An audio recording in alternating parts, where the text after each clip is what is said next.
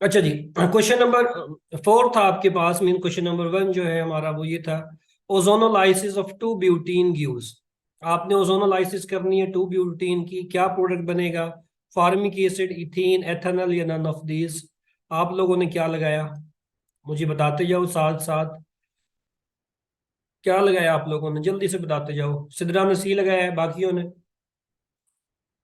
सहर ने क्या लगाया, अलीना ने क्या लगाया, साहिरा भी कोई आई हुई है क्लास में? शाबाश, जल्दी से बताओ। सी। अच्छा जी,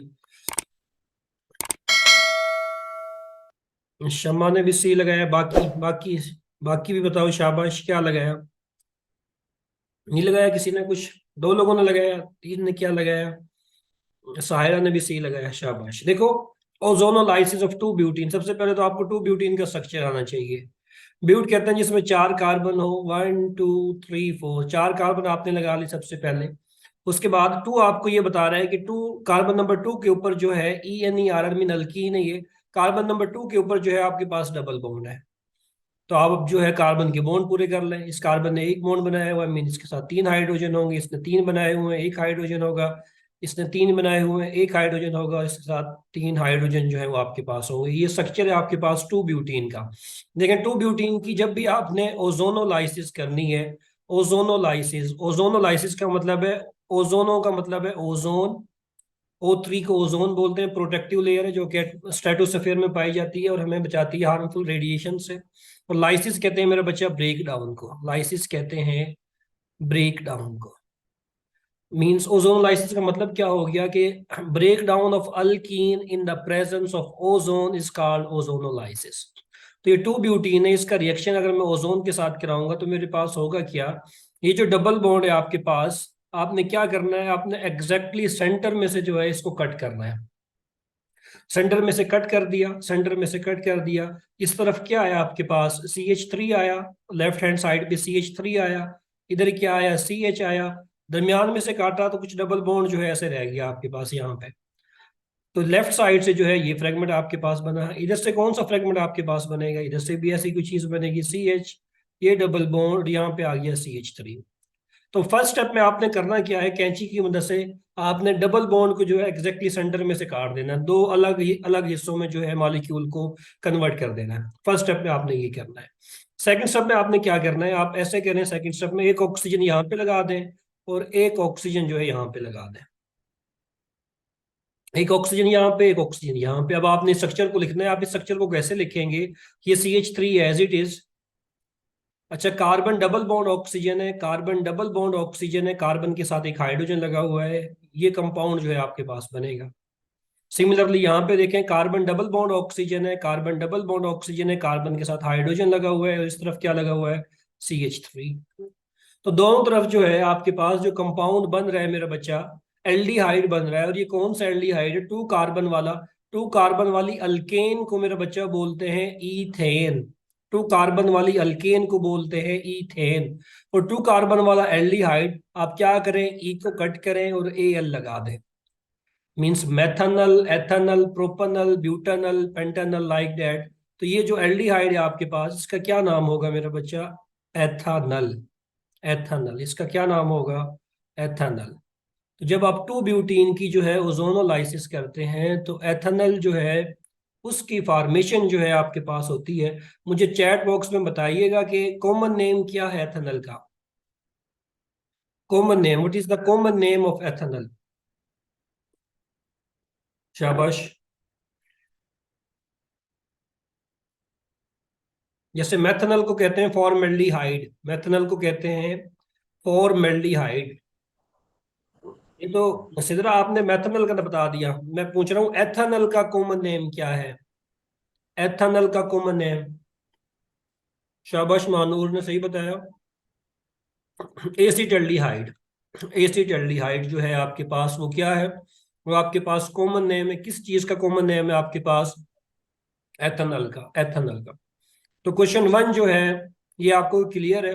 आपके पास कोई भी कंपाउंड आए, जहां पे आपने करना क्या है, सिंपली डबल बॉन्ड को सेंटर से कट करना है।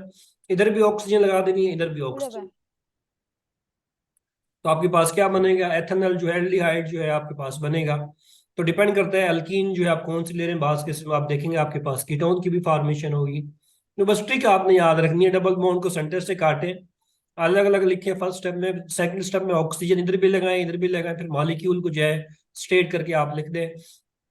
तो आप जो है किसी भी अल्कीन का जो प्रोडक्ट है वो आप लिख सकते हैं। जैसे एफएससी में जो है, अगर आप एफएससी में पढ़ते हैं फर्स्ट सेकंड ईयर के अंदर जो है ओजोनलाइसिस को पढ़ते हैं, वहां पे मोस्ट कॉमनली जो है उन्होंने दिखाया हुआ है इथीन की ओजोनोलाइसिस।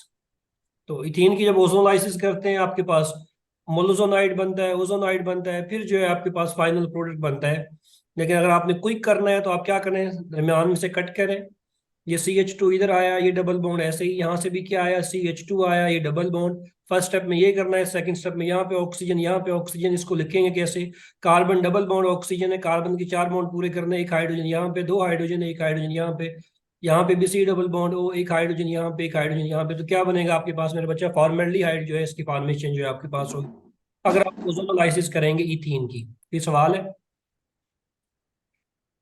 रुकिए बच्चे, कोई सवाल है आपका? आपने अपने आप को अनम्यूट किया है, कोई सवाल है तो आप डिस्कस करें, वरना अपने आप को जो है ना म्यूट कर लें। चलो, क्वेश्चन नंबर 1, अगर अब भी किसी को कोई कन्फ्यूजन है, कोई मसला है, तो आप चैट बॉक्स में बता सकते हैं, या इससे रिलेटेड कोई भी आपका सवाल है वो आप डिस्कस कर सकते हैं। अगर सवाल नहीं है तो हम आगे जा रहे हैं क्वेश्चन नंबर नेक्स्ट के ऊपर। रिएक्शन ऑफ प्रोपीन विद पर बेंजोइक एसिड। प्रोपीन का रिएक्शन देखो, प्रोपीन जो है ये भी अल्कीन है, 3 कार्बन है इसके अंदर। सबसे पहले 3 कार्बन लगा लो, 1 2 3, 3 कार्बन लगा लिए, प्रोपीन है। इस साइड पे आप डबल बॉन्ड लगाएं, कोई फर्क नहीं पड़ेगा, मैं इधर डबल बॉन्ड लगा रहा हूँ, इधर CH2, इधर CH3। कार्बन के बॉन्ड पूरे कहीं किए मैंने और कुछ नहीं किया। 4 बॉन्ड जो है हमेशा कार्बन के पूरे करने हैं आपने। तो ये प्रोपीन जो है आपके पास कंपाउंड है। प्रोपीन का रिएक्शन आपने कराना है पर बेंजोइक एसिड। देखो बेंजोइक एसिड का स्ट्रक्चर तो आपको आता होगा उम्मीद है। बेंजीन के ऊपर अगर ये कंपाउंड लगा हो, C double bond O OH, इस कंपाउंड को बोलते हैं मेरा बच्चा बेंजोइक एसिड। क्या बोलते हैं इसको, बेंजोइक एसिड। अच्छा, पर बेंजोइक एसिड का मतलब क्या है? पर बेंजोइक एसिड का कौन सा कंपाउंड होगा जिसमें एक एक्स्ट्रा ऑक्सीजन जो है वो लगा होगा? जिसमें क्या लगा होगा, एक extra oxygen. C double bond O OH, ये जो एक्स्ट्रा ऑक्सीजन मैंने लगा दिया है इस कंपाउंड के अंदर, इसके लिए जो है मैं वर्ड यूज कर रहा हूं एक्स्ट्रा ऑक्सीजन के लिए पर। बाकी क्या है, बेंजोइक एसिड, पर बेंजोइक एसिड। तो अल्कीन का रिएक्शन मेरा बच्चा जब भी आप पर बेंजोइक एसिड के साथ कराएंगे, इस कंपाउंड के साथ कराएंगे, होगा क्या, ये वाली जो एक्स्ट्रा ऑक्सीजन है, ये ऑक्सीजन क्या करेगी, जहां पे डबल बॉन्ड है आपके पास, वहां आके क्या हो जाएगी, इंसर्ट हो जाएगी। कैसे इंसर्ट होगी, यहाँ पे आके जो है ये ऑक्सीजन जो है इंसर्ट हो जाएगी, ये कंपाउंड जो है आपके पास बनेगा। ऑक्सीजन यहाँ से निकलेगी और इधर इंसर्ट हो जाएगी। बाकी आपके पास किस चीज की फॉर्मेशन होगी, बाकी आपके पास जब इस बेंजोइक एसिड से एक ऑक्सीजन निकल जाएगी तो आपके पास क्या बनेगा, दोबारा बेंजोइक एसिड जो है वो बन जाएगा। अच्छा, ये कंपाउंड जो बना आपके पास 3 member ring including oxygen, cyclic ring है, 3 मेंबर रिंग है, ऑक्सीजन भी शामिल है रिंग के अंदर। इस फंक्शनल ग्रुप को मेरा बच्चा बोलते हैं एपॉक्साइड। Epoxide, epoxide.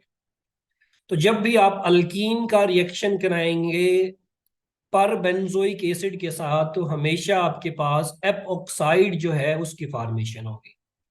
करना क्या है, जहां पे डबल बॉन्ड है वहां पे आपने 3 मेंबर रिंग इंक्लूडिंग ऑक्सीजन, ये वही वाला ऑक्सीजन है जहां पे आके इंसर्ट हुआ है, तो आपके पास एपॉक्साइड बनेगा। राइट ऑप्शन जो है मेरा बच्चा वो C है यहाँ पे भी। कोई भी मसला हो, कोई भी क्वेश्चन हो, आप डिस्कस कर सकते हैं, कोई इश्यू नहीं है। ये समझ नहीं आई मैं दोबारा बता दूंगा। चलो next question. In ethyne how many pi bond are present? Either, नहीं नहीं ईथर नहीं है सिद्धरा बच्चे, ईथर ये नहीं होता। देखो ईथर होता है ये functional group, carbon oxygen carbon, इस फंक्शनल ग्रुप को आप बोलते हो ईथर, या ROR जिसमें का ओपन चेन हो, इस फंक्शनल ग्रुप को आप बोलते हो ईथर। ये वाला जो फंक्शनल ग्रुप है आपके पास 3 मेंबर रिंग इंक्लूडिंग ऑक्सीजन, ये ईथर नहीं है, ये एपॉक्साइड है, एपॉक्साइड, एपॉक्साइड, ईथर नहीं बोलेंगे इसको। अच्छा नेक्स्ट क्वेश्चन है, in ethyne how many pi bond are present? Ethyne के अंदर जो है कितने पाई बॉन्ड जो है मौजूद होते हैं? क्या लगाया आपने, जल्दी से बताओ चैट बॉक्स में। सबसे आसान सवाल मुझे लगता है यही था। शाबाश, जल्दी से बताओ। महानूर ने बताया।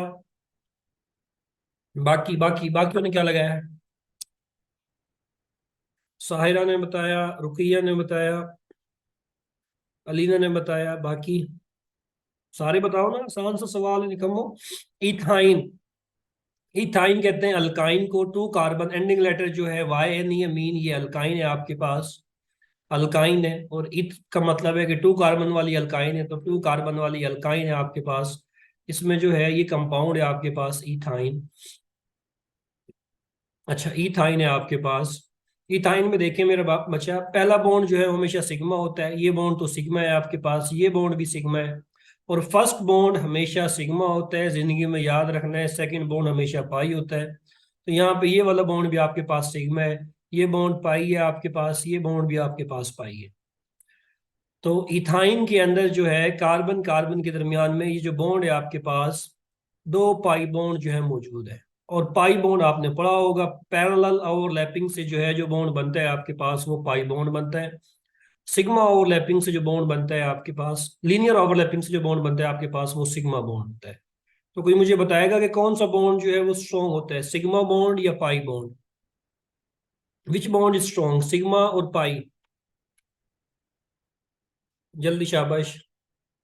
कौन सा बॉन्ड जो है स्ट्रॉन्ग होगा, सिग्मा बॉन्ड स्ट्रॉन्ग होगा? शाबाश, नानूर ने बताया सिग्मा बॉन्ड स्ट्रॉन्ग होगा। बिल्कुल सिग्मा बॉन्ड, सिदरा सहर। सिग्मा बॉन्ड जो है वो आपके पास स्ट्रॉन्ग होता है, क्योंकि सिग्मा बॉन्ड जो है वो लीनियर ओवरलैपिंग से बनता है, लीनियर ओवरलैपिंग से बनता है। उसमें जो ओवरलैपिंग एरिया है, ओवरलैपिंग रीजन है, वो आपके पास ज्यादा होता है, जिसके नतीजे में बॉन्ड स्ट्रॉन्ग होता है। तो यहाँ पे जो करेक्ट ऑप्शन है आपके पास मेरा बच्चा, वो बी है। चलो नेक्स्ट क्वेश्चन की तरफ जो है मूव करते हैं, क्वेश्चन नंबर 7। थोड़ा सा टेक्निकल था, देखते हैं किसने सही लगाया है ये वाला सवाल।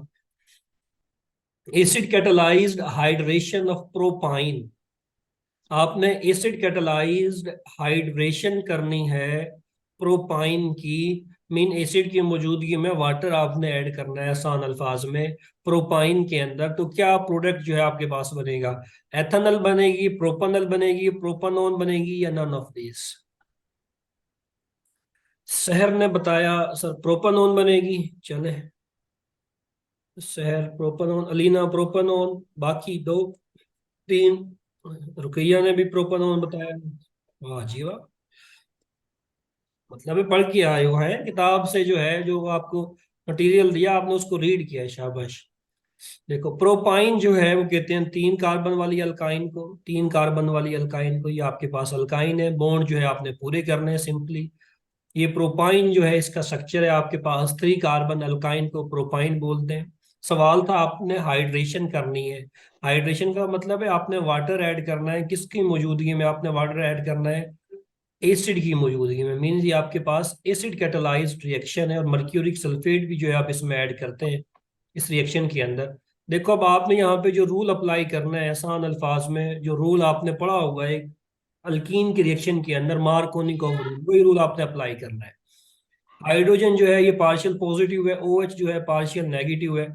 जहाँ पे ट्रिपल बॉन्ड है वहां पे आपने जो है इसको ऐड करना है according to Markovnikov rule. Hydrogen जो है डबल या ट्रिपल बॉन्ड की उस कार्बन पे जाएगा जहां पे हाइड्रोजन ज्यादा है, मीन अमीर अमीर के पास जाएगा। हाइड्रोजन इस कार्बन पे जाएगा, इस ओ एच ने जो है किस कार्बन पे जाना है, इसने इस कार्बन पे जाना है। क्या चीज बनेगी आपके पास? CH3 एज इट इज रहेगा, ये कार्बन एज इट इज रहेगी। ट्रिपल बॉन्ड जो है चूंकि एडिशन कर रहे हैं, एक एच और ओ एच आप ऐड कर रहे हैं, तो ट्रिपल बॉन्ड तो कन्वर्ट हो गया डबल बॉन्ड के अंदर। ये CH भी ऐसे ही रहा आपके पास। तो आपने क्या किया, इस कार्बन के ऊपर आपने ऐड किया H, ये मैंने लिख दिया H। और दरमियान वाली कार्बन के ऊपर आपने ऐड किया OH, ये मैंने लिख दिया OH। ये कंपाउंड आपके पास बनेगा। इस कंपाउंड को मेरे बच्चे बोलते हैं इनोल।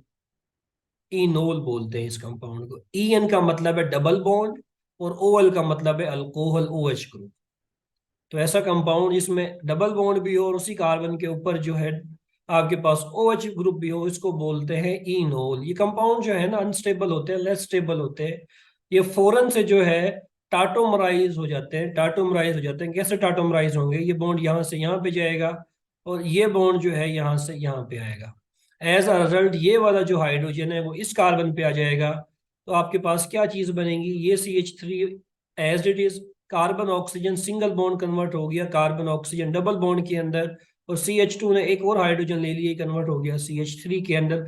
ये जो कंपाउंड बन रहा है इसको कीटोन बोलते हैं, और 3 कार्बन वाले कीटोन को मेरे बच्चा बोलते हैं propanone. Propanone ending letter ketone का, देखो कीटोन में एंडिंग लेटर मेरा बच्चा क्या होता है, वन।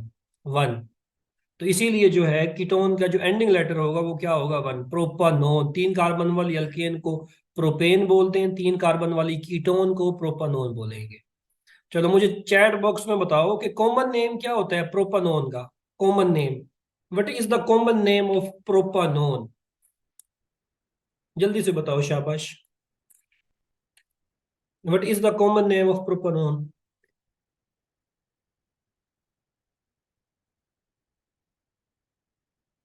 शाबाश।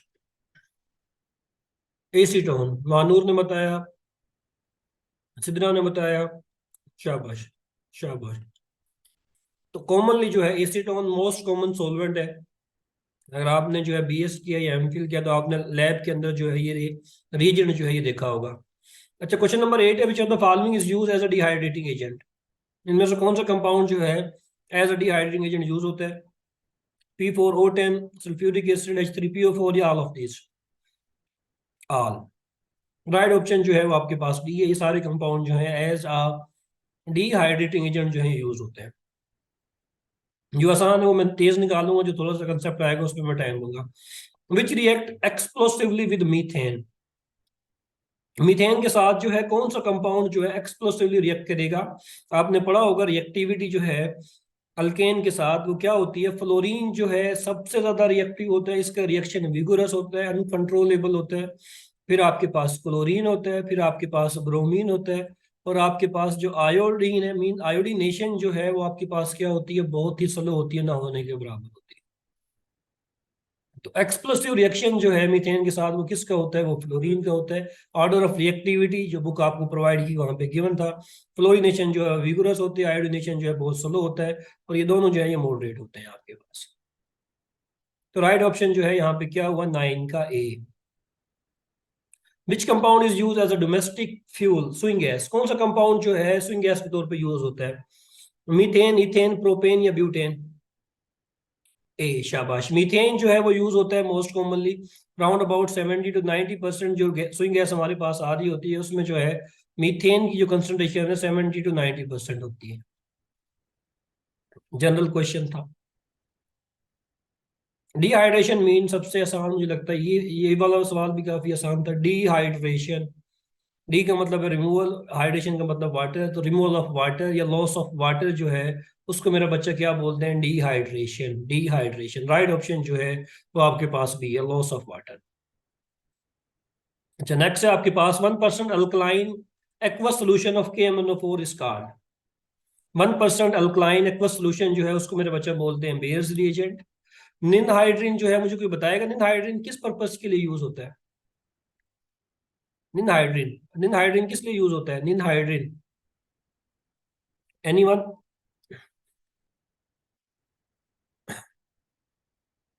डिटेक्शन ऑफ प्रोटीन, शाबाश। जिसने जो है क्रोमेटोग्राफी की हो, जिसने जो है अमाइनो एसिड की सेपरेशन की होगी ना BS लेवल के ऊपर, उसको पता होगा कि आप ना जब आप TLC करते हैं तो अब ये जो आपके पास प्रोटीन होते हैं ना ये कलरलेस होते हैं, इनका कलर नहीं आता, आपको पता नहीं लगता कि आपका ये जो प्रोटीन है इसकी RF क्या है। तो आप क्या करते हैं, इसके ऊपर स्प्रे मारते हैं निन हाइड्रीन का। तो निन हाइड्रीन जो है प्रोटीन के साथ रिएक्ट करके कम्प्लेक्स बना लेता है, जिससे कलर आपके पास अपेयर हो जाता है।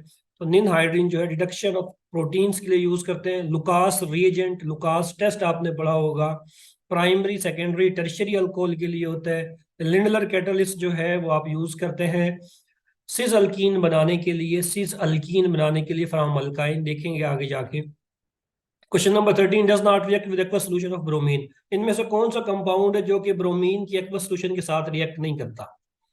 ABCD, जल्दी से बताओ कौन सा कंपाउंड है जो कि, शाबाश। सिद्रा ने जो है सही बताया, महानूर ने भी ठीक बताया, शाबाश।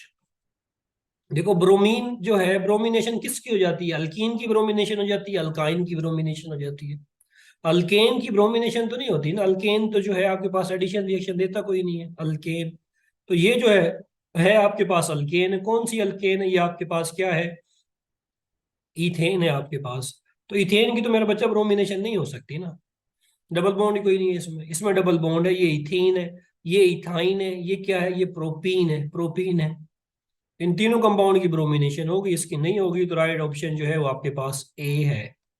ए राइट ऑप्शन है। किसी भी सवाल में कोई चीज समझ ना आए तो आपने मुझे रोक के जो है बताना है, मैं दोबारा उसको क्लियर कर दूंगा। ये सवाल काफी दफा आ चुका है। Colour of bromine is, bromine का कलर जो है वो क्या होता है? Yellow, brick red, reddish, reddish brown. हाँ क्या लगाया? जल्दी से बताओ, जल्दी से बताओ। सिदरा ने डी लगाया, अलीना ने डी लगाया, जफर इकबाल ने डी लगाया। बाकी बाकी ने क्या लगाया? नहीं पता है, निकम्मा। ये कलर आ जाते हैं, हेलोजेंस के कलर देख लेना, फ्लोरीन, क्लोरीन, ब्रोमीन, आयोडीन के कलर जो हैं ये आप देख लेना अगर आप पीपीएससी में जा रहे हैं स्पेशली। तो कलर ऑफ ब्रोमीन जो है मेरे बच्चे को होता है रेडिश ब्राउन। ब्रोमिनेशन टेस्ट आपने पढ़ा होगा, अल्कीन के अंदर जो है ब्रोमीन वाटर आप ऐड करते हैं, ब्रोमीन ऐड करते हैं, तो अगर कलर जो है वो रेडिश ब्राउन से कलरलेस हो जाए, इसका मतलब है कि आपके अननोन कंपाउंड के अंदर डबल बॉन्ड था। आपके अननोन कंपाउंड जो भी था वो अल्कीन थी आपके पास। तो नेक्स्ट क्वेश्चन है, why are alkane called paraffin? Alkane को जो है पैराफिन क्यों कहते हैं? क्योंकि उनकी रिएक्टिविटी कम होती है, ये इनर्ट होते हैं। तो less affinity toward general reagent, alkanes are inert substances. Both A and B जो है ये आपके पास करेक्ट है। सी जो है ये आपके पास करेक्ट है। ये आपके पास थोड़ा सा ट्रिकी आ गया। Which one has garlic like order? इनमें से जो है कौन सा ऐसा कंपाउंड है जिसकी स्मेल जो है वो गार्लिक की तरह होती है, अदरक की तरह होती है? इथेन, इथीन, इथाइन या नन ऑफ दीज? जल्दी से। शाबाश, बुक पढ़ी है? शाबाश। अच्छा, इथाइन जो है ना मेरा बच्चा, राइट ऑप्शन जो है ना वो है इथाइन। इथाइन की स्मेल जो है ना वो गार्लिक की तरह होती है, अदरक की तरह होती है। अच्छा, मैंने जो है ना अपनी रिसर्च में जो है इस कंपाउंड को तो मैंने यूज किया था, फिनाइल एसिटाइलिन को, इस कंपाउंड को। तो इसकी स्मेल जो है बिल्कुल अदरक की तरह थी, क्योंकि इसमें भी जो है आपके पास कार्बन कार्बन ट्रिपल बॉन्ड जो है ये मौजूद है। ये कंपाउंड भी जो है आपके पास, इसकी स्मेल भी जो थी गार्लिक की तरह थी, मुझे भी याद है। तो इथाइन जो है इनकी स्मेल गार्लिक की तरह होती है, याद रखना, इंपॉर्टेंट क्वेश्चन है। अच्छा ये बताओ, ये किसने सही लगाया है? Ethyne is oxidized by dilute alkaline solution of KMnO4 to give what? जल्दी से बताओ। 17 का क्या लगाया? सबसे आसान था। जल्दी से बताओ। Ethyne is oxidized by dilute, जो के ने बी लगाया। अच्छा फिर शम्मा ने बी लगाया, बाकियों ने क्या लगाया? जफर इकबाल ने बी लगाया, बाकी बाकी जल्दी से बताओ क्या लगाया? बस दो बच्चों ने लगाया, बाकी ने क्या लगाया? कुछ नहीं लगाया। बी। जिसने बी लगाया गलत है, जिसने ए लगाया गलत है, जिसने सी लगाया गलत है। राइट जो है वो नन है। मेरा बच्चा इथाइन जो है वो डाइल्यूट अल्कलाइन सॉल्यूशन से जो है वो ऑक्सीडाइज नहीं होती। बुक खोली हो ना? बुक खोली हो तो दोबारा जाके देखना। अल्काइन जो है वो डाइल्यूट अल्काइन सॉल्यूशन से नहीं होती। स्ट्रॉन्ग कंडीशन में जो है, स्ट्रॉन्ग बेसिक कंडीशन में जो है आपकी जो इथाइन है वो आपके पास ऑक्सीडाइज होती है। स्ट्रॉन्ग अल्कलाइन कंडीशन में, डाइल्यूट में नहीं होता ये रिएक्शन आपके पास। तो यहाँ पे नो रिएक्शन आना था, नन ऑफ दीज जो है वो आपके पास करेक्ट है। None of these.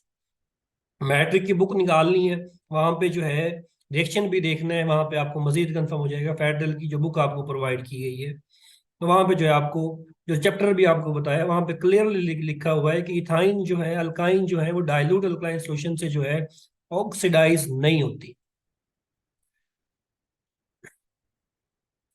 दोबारा बता दें, 17 का बच्चा मैं ये बता रहा हूँ कि इथाइन जो है, अल्काइन जो है वो ऑक्सीडाइज नहीं होती डाइल्यूट अल्कलाइन सॉल्यूशन से, डाइल्यूट अल्कलाइन सॉल्यूशन से नहीं होती, स्ट्रॉन्ग अल्कलाइन सॉल्यूशन से। अगर एक सेकंड, अगर मैं बुक निकालूं, एक सेकंड मुझे दें। बुक आप लोगों ने पढ़ी नहीं ना?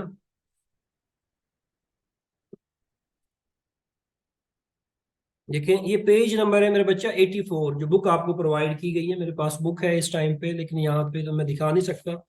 आपने जो है लेक्चर के बाद देखना है, पेज 84 पे लिखा हुआ है alkaline don't react with dilute alkaline solution of KMnO4, however they are oxidized by strong alkaline solution of KMnO4 to give oxalic acid। तो डाइल्यूट के साथ तो कोई रिएक्शन नहीं होता, स्ट्रॉन्ग अल्कलाइन कंडीशन में जो है ये रिएक्शन होता है। यहाँ पे right option none of these होगा, नो रिएक्शन डाइल्यूट कंडीशन में। थोड़ा सा ट्रिकी आ जाता है, तो थोड़ा सा दिमाग जो है बुक को सही तरीके से पढ़ना है आपने।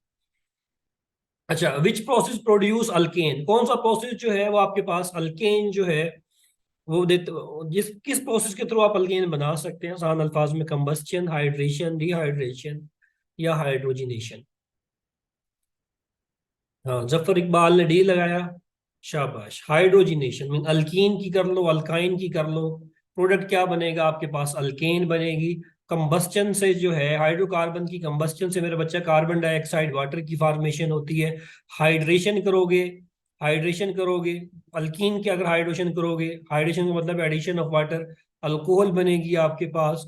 डिहाइड्रेशन करोगे किसी भी चीज से, एच और ओ एच रिमूव करोगे, अल्कीन की फॉर्मेशन होगी आपके पास। तो हाइड्रोजिनेशन जो है ये वाहिद रिएक्शन है जिसकी मदद से आप अल्कीन बना सकते हो। आपने ये रिएक्शन काफी दफा पढ़ा होगा एफएससी के अंदर। अच्छा, ये आपको किसी को पता है कि ये नेम रिएक्शन है आपके पास? हाइड्रोजिनेशन किस साइंटिस्ट के नाम पे जो है ये नेम रिएक्शन है? एनीवन, किसी को पता हो हाइड्रोजिनेशन जो है,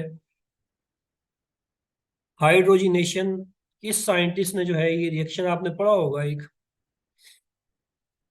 एफएसटी में जो है पढ़ा होगा। हाइड्रोजनेशन रिएक्शन को जो है एक ब्रीफ कैटेगरी के अंदर डिवाइड किया है। शाबाश शाबाश, ये किसने बताया?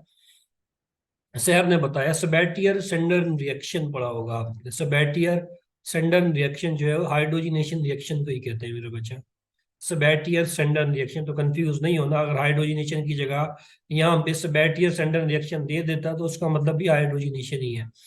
अच्छा, only organic molecule are soluble, only organic compound are soluble. Organic compound मेरे बच्चा नॉन पोलर होते हैं, नॉन पोलर होते हैं आपके पास ऑर्गेनिक कंपाउंड। क्यों नॉन पोलर होते हैं? कार्बन और हाइड्रोजन ही तो उनके अंदर होता है। कार्बन की इलेक्ट्रोनेगेटिव 2.5, हाइड्रोजन की electronegative 2.1, difference of electronegativity 0.4, electronegative difference ना होने के बराबर है। नॉन पोलर कंपाउंड है, नॉन पोलर है तो नॉन पोलर के अंदर डिसॉल्व होंगे। डाइमिथाइल ईथर भी नॉन पोलर है, बेंजीन भी नॉन पोलर है। तो बोथ ए एंड बी जो है ये आपके पास राइट ऑप्शन है, क्योंकि ये दोनों कंपाउंड नॉन पोलर है। तो आपने एक प्रिंसिपल पढ़ा होगा, like dissolve like, like dissolve like. 9 class से पढ़ते आ रहे होगे आप इस प्रिंसिपल को, वही आपने अप्लाई करना था। तो बेंजीन जो है ऑर्गेनिक कंपाउंड जो है डाइमिथाइल ईथर के अंदर भी सॉल्युबल है, बेंजीन के अंदर भी सॉल्युबल है। राइट ऑप्शन जो है वो आपके पास सी है। Which statement is false about organic compounds? They are have low melting and boiling point, नहीं। They decompose at high temperature, नहीं। Rate of reaction are very fast, क्या organic compound का rate of reaction fast होता है? क्या organic compound का? हाँ शाबाश, शहर ने किसने बताया? स्लो होता है। ऑर्गेनिक कंपाउंड जो है, जैसे आपने अगर एमफिल के स्टूडेंट है या आप बीएस में भी आपने थोड़ी बहुत रिसर्च की है, तो ये तो टाइम ले जाता है आपके पास। 8 घंटे, 12 घंटे, 24 घंटे, 48 घंटे, 72 घंटे लगभग जो है लग जाते हैं एक ऑर्गेनिक कंपाउंड को रिएक्शन को कंप्लीट होने में, ऑर्गेनिक रिएक्शन को कंप्लीट होने में। लेकिन आयोनिक रिएक्शन करना है तो 10-15 मिनट में जो है आपके पास प्रोडक्ट जो है आपके पास हासिल हो जाता है। तो ऑर्गेनिक कंपाउंड का जो रेट होता है वो आपके पास स्लो होता है, फास्ट नहीं होता। ये स्टेटमेंट जो है आपके पास रॉन्ग है। तो पूछा गया कौन सी स्टेटमेंट फॉल्स है? ये वाली स्टेटमेंट जो है मेरे बच्चे ये आपके पास फॉल्स है। चलो, हाँ कोई सवाल तो नहीं है? हाँ स्लो होता है, बिल्कुल रुकिए, स्लो होता है। Which one is used in oxy acetylene torch for welding and cutting metal?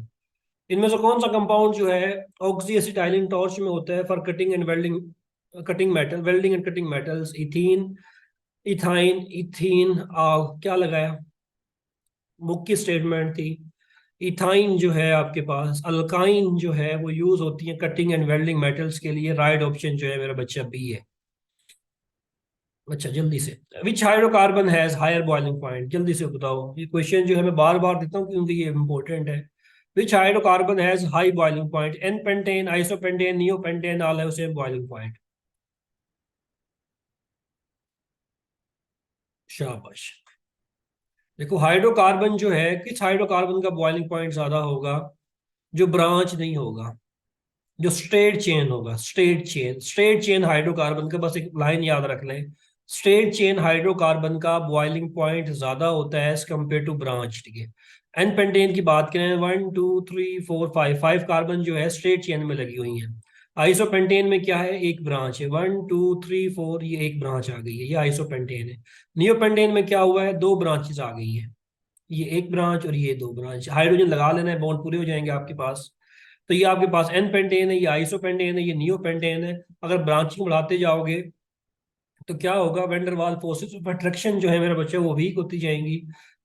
Van der Waals surface area, देखो ब्रांचिंग बढ़ाने से सरफेस एरिया कम हो रहा है, सरफेस एरिया कम होगा तो फोर्सेस ऑफ अट्रैक्शन जो है वो कम होगी, फोर्स ऑफ अट्रैक्शन कम होगी तो मेल्टिंग एंड बॉइलिंग पॉइंट कम होंगे। यहाँ पे एन पेंटेन के अंदर सरफेस एरिया सबसे मैक्सिमम है, तो इसमें जो है फोर्सेस ऑफ अट्रैक्शन जो है, जो वेंडर वाल फोर्सेस ऑफ अट्रैक्शन जो है यहाँ पे क्या होगी? मैक्सिमम होगी, क्योंकि सरफेस एरिया जो है वो मैक्सिमम है आपके पास। तो राइट ऑप्शन जो है किस में ज्यादा होगा, किसका बॉइलिंग पॉइंट ज्यादा होगा? एन पेंटेन का ज्यादा होगा, स्ट्रेट चेन हाइड्रोकार्बन है, बॉइलिंग पॉइंट ज्यादा होगा क्योंकि वेंडर वाल फोर्सेस ऑफ अट्रैक्शन जो है वो मैक्सिमम होगी। The molecule of one butene possess which hybridization? One butene जो है, 1 2 3 4, ये डबल बॉन्ड लगा दिया वन के ऊपर। क्या लगाया है? इसका आंसर मुझे बताओ चैट बॉक्स के अंदर। वन ब्यूटीन के अंदर जो है कौन सी हाइब्रिडाइजेशन जो है मौजूद होती है? sp sp2 sp3 या ऑल ऑफ दिस? ये बहुत है, बी एंड सी। जफर इकबाल ने sp2 बताया, बाकियों ने क्या लगाया? ऑल ऑफ दिस है, sp भी होती है, बी लगाया, बी एंड सी। इशरत का ठीक है, सबका गलत है। इशरत ने ठीक बताया है बस। मेरा बच्चा हाइब्रिडाइजेशन निकालनी नहीं आती, खुदा का खौफ करो है। ये जो कार्बन है, क्या हाइब्रिडाइजेशन है? sp3। ये कार्बन क्या है? Hybridisation sp3। इसकी क्या है? sp2। इसकी क्या है? sp2। तो इन दो की sp3 है, इन दो की sp2 है। sp3 sp2, राइट ऑप्शन क्या आना था? बी एंड सी। नहीं आती हाइब्रिडाइजेशन निकालना? मुझे बताओ चैट बॉक्स में, हाइब्रिडाइजेशन निकालनी नहीं आती? नहीं आती तो मैं सिखा देता हूँ, अगर आती है तो फिर मैं आगे जाता हूँ। जल्दी में रॉन्ग कर लिया, जल्दी तो नहीं करनी ना, इतनी जल्दी नहीं करनी। सिद्धरा इतनी जल्दी नहीं करनी। अलीना कह रही है बता दें। और और एक दो बच्चा और वोट दे, अगर कहोगे तो बताऊंगा, वरना फिर मैं इसको स्किप करने लगा हूँ। जल्दी से बताओ। लो भाई बतानी पड़ेगी अब तो है, बतानी पड़ेगी, चलो जी। हम्म। अच्छा मैं ना, 2 मिनट रह रहे हैं, मीटिंग ने एंड होने वाली है। मैं आपको दोबारा लिंक भेजता हूँ, आप दोबारा जो है मीटिंग ज्वाइन करें। फिर मैं जो है आपको ये ट्रिक बताता हूँ कि आप जो है कैसे किसी भी कंपाउंड की हाइब्रिडाइजेशन जो है वो निकाल लेते हैं विद इन अ सेकेंड। तो ये मीटिंग जो है मैं अब एंड करने लगा हूँ। दोबारा जो है आपके जो ग्रुप्स हैं वहां पे लिंक आपको मिल जाएगा।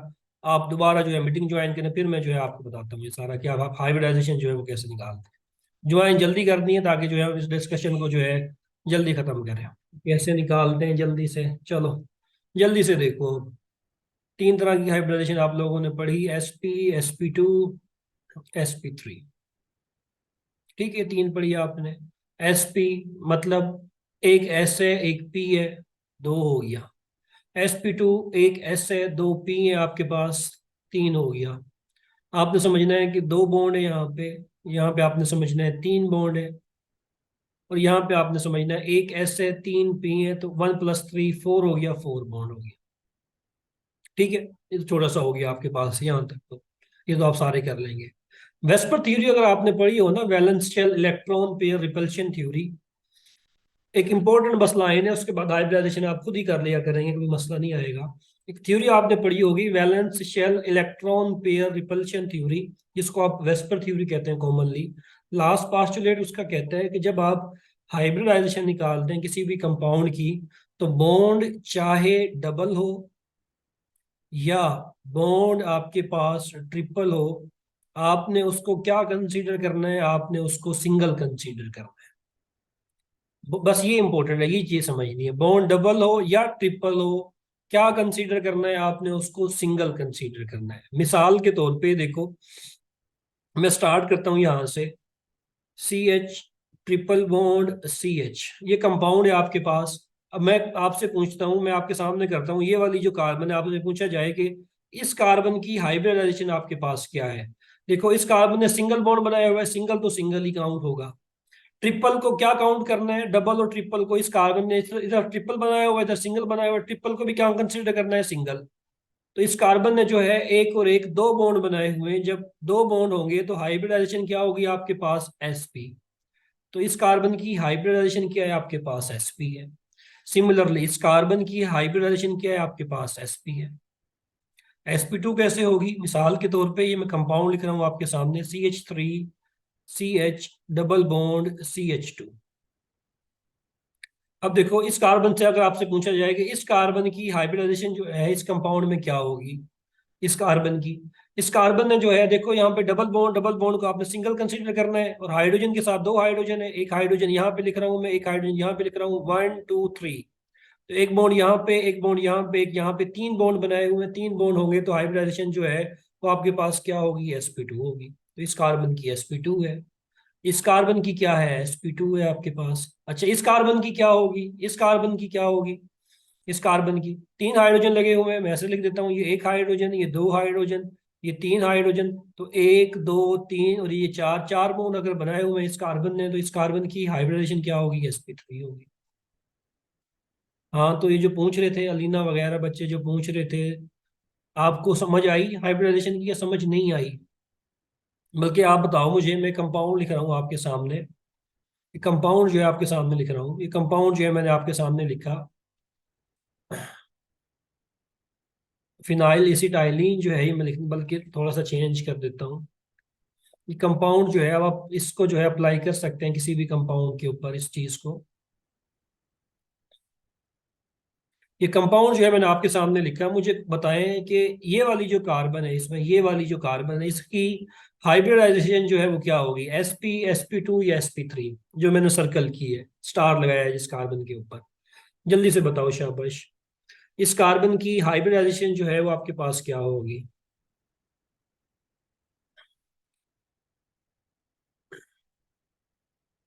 जफर इकबाल, आप एक दफा दोबारा चेक करें। रुकैया ने ठीक बताया, महानूर ने ठीक बताया, सिद्रा ने ठीक बताया, शम्मा ने ठीक बताया। अलीना बच्चे समझ नहीं आई? अलीना sp2, देखो समझ आ गई ना, sp2, sp2। कैसे sp2 है, देखो इस हाइड्रोजन को जो है मैं उठा के ऐसे लिख रहा हूँ यहाँ पे। इस कार्बन ने सिंगल बॉन्ड बनाया, एक बॉन्ड यहाँ पे बनाया, एक बॉन्ड यहाँ पे बनाया, डबल को क्या कंसीडर करना है, सिंगल।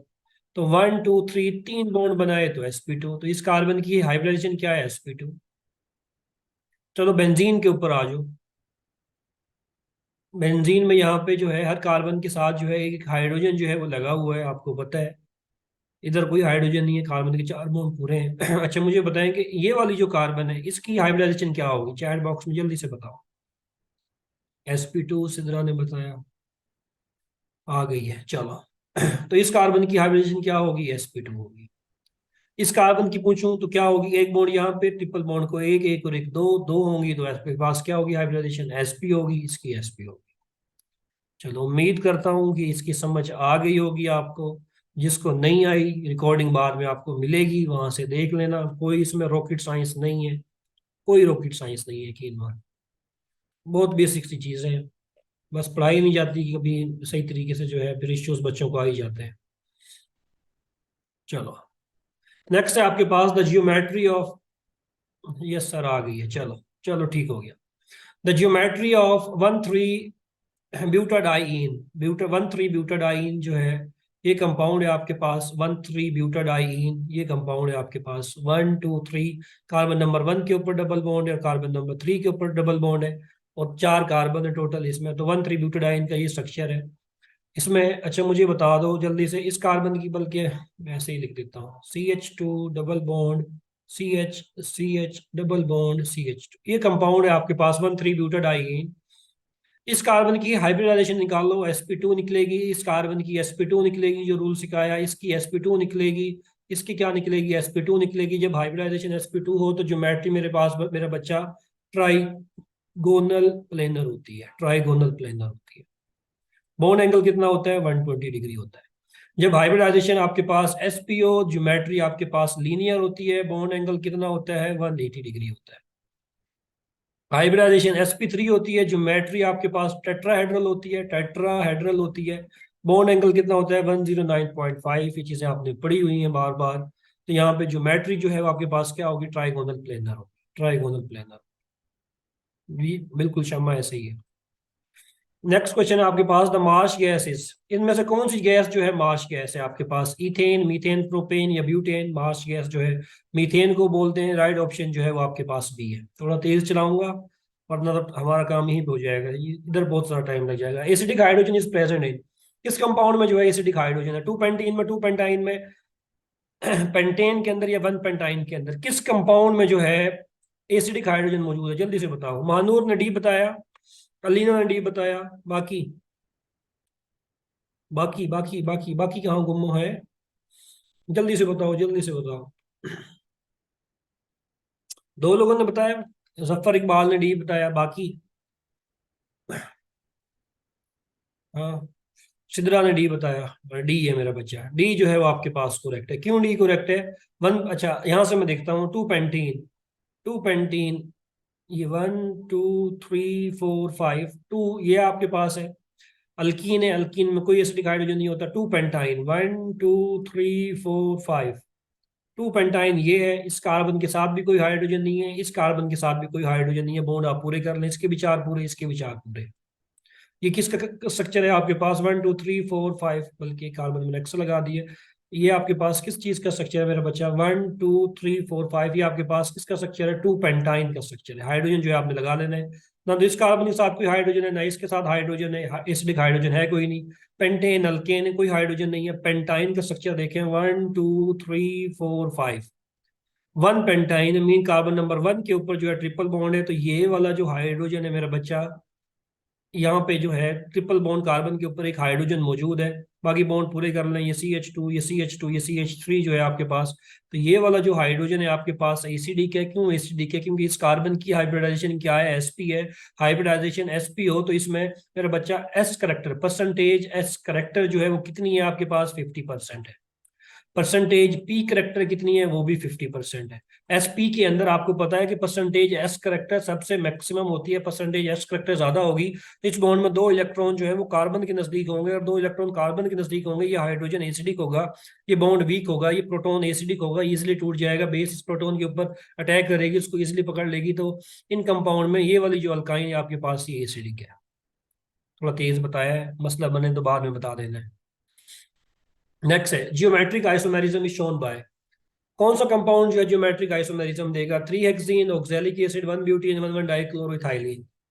हाँ जल्दी से बताओ, इनमें से कौन सा कंपाउंड जो है ज्योमेट्रिक आइसोमेरिज्म देगा? सारा शफीक ए, बाकी बाकी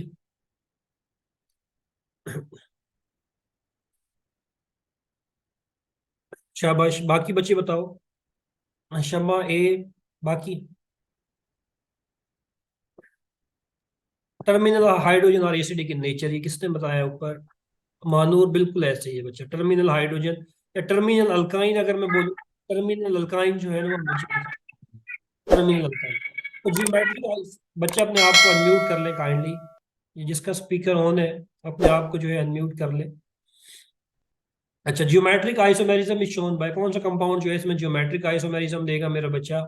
ज्योमेट्रिक आइसोमेरिज्म बोलते हैं सिस ट्रांस आइसोमेरिज्म को। सिस ट्रांस आइसोमेरिज्म को 3 हेक्सीन जो है सिर्फ और सिर्फ यही जो है आपके पास ज्योमेट्रिक आइसोमेरिज्म शो करता है। 3 हेक्सीन, ये देखो 3 हेक्सीन का स्ट्रक्चर मैं ड्रा करने लगा हूँ आपके सामने। ये CH2, ये CH3, 1 2 3 4 5 6, ये मैंने बना दिया आपके सामने सिस 3 हेक्सीन सिस। और अगर मैंने ट्रांस बनानी है तो ट्रांस में कैसे बनाऊंगा? C डबल बॉन्ड, एक हाइड्रोजन में यहाँ पे लगाऊंगा, एक हाइड्रोजन में यहाँ पे लगाऊंगा। यहाँ पे CH2, यहाँ पे CH3, यहाँ पे CH2, यहाँ पे CH3। तो ये मेरे पास जो अल्कीन बन रही है मेरे पास मेरे बच्चा, ये ट्रांस है। तो इनमें जो है ज्योमेट्रिक आइसोमेरिज्म जो है सिर्फ और सिर्फ 3 हेक्सीन जो है वो शो करेगी। ये कैसे चीज है, ये कैसे ट्रांस है, लेक्चर जो है मौजूद होंगे चैनल के ऊपर, मैंने ट्रिक्स भी बताई हुई हैं। अगर आपके पास ये तो बेसिक केस है, अगर कम्प्लेक्स केस आ जाए तो आप जो है कैसे बताएंगे कि कौन सी अल्कीन जो है वो सीज है, कौन सी ट्रांस है। पीपीएससी के लेक्चर जो है वो देखना आपने जाके ऑनलाइन, वहाँ पे मौजूद होगी। तो ये कंपाउंड जो है ज्योमेट्रिक आइसोमेरिज्म देता है, ऑक्सैलिक एसिड, इसमें तो जो है कोई डबल बॉन्ड ही कोई नहीं है, ये कहाँ से जो है आपके पास ज्योमेट्रिक आइसोमेरिज्म देगा।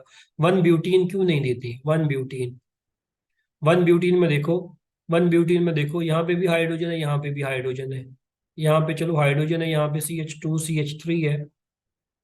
इधर तो ग्रुप डिफरेंट है, आपने पढ़ा होगा ज्योमेट्रिक आइसोमेरिज्म का रूल पढ़ा होगा कि एक डबली बॉन्डेड कार्बन के साथ जो दो ग्रुप्स लगे हुए हैं वो डिफरेंट होने चाहिए, तभी जो है ज्योमेट्रिक आइसोमेरिज्म पॉसिबल है। इस कंपाउंड में तो ये वाला ग्रुप जो है सेम है, इसीलिए जो है ये आपके पास ज्योमेट्रिक आइसोमेरिज्म नहीं देते। और वन वन डाइक्लोरो, इसमें भी जो है कार्बन नंबर 1 के ऊपर जो है दो क्लोरीन लगे हुए हैं, सेम ग्रुप लगा हुआ है, ये भी जो है आपके पास जियोमेट्रिक आइसोमेरिज्म या जिसको आप सिस ट्रांस आइसोमेरिज्म कहते हैं वो नहीं देती। नेक्स्ट क्वेश्चन है, the ability of a carbon atom to attach with each other to form long chain और रिंग। कार्बन की एबिलिटी होती है वो दूसरी कार्बन के साथ लिंक करती है, लॉन्ग चेन और रिंग बनाती है, लॉन्ग चेन भी बनाती है, रिंग भी बनाती है। कार्बन की इस प्रॉपर्टी को मेरा बच्चा क्या कहते हैं, कार्बन की इस प्रॉपर्टी को बोलते हैं कैटिनेशन। कैटिनेशन ये यूनिक प्रॉपर्टी कार्बन के पास ही है, इसीलिए जो है थाउजेंड्स ऑफ ऑर्गेनिक कंपाउंड जो है एग्जिस्ट करते हैं नेचर के अंदर।